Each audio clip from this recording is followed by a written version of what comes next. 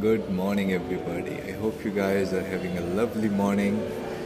Um, Today, I wanted to talk about a very interesting topic, and this topic is mainly, I think it would be better understood by people those have some kind of experience with statistics and charts and graphs and business and online marketing and stuff.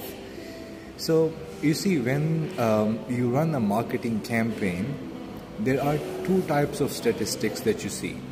One is the amount of impressions that you get, and then there are amount of leads. There are a lot of other statistics as well, but these are the main components that you look for when you run a marketing campaign.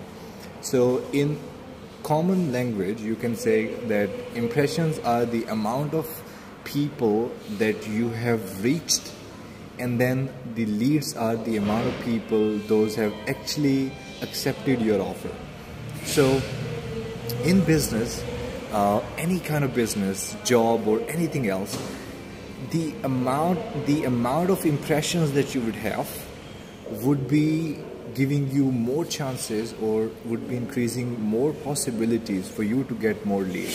So if you're looking for a job, and if you're struggling to find a job, or if you're running a business and you're unable to get the customers, you have to be very patient, and you have to know that the more people you approach, the more the reach that you would get on your business or on your proposals for your jobs, the more the chances would be that you will get hired or you would get more customers.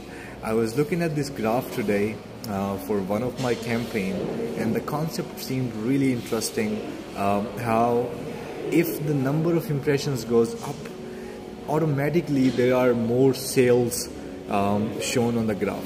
So I thought, it's a very genuine, kind of example. When you are running a business, it's all about reaching more people to get more customers, to get more leads. So you can apply this in any part of your life. If you're trying to get a job, if you're trying to get married and not getting the right candidate for you, it's all about reaching more people and building more audience. Thank you so much for watching, and have a lovely morning.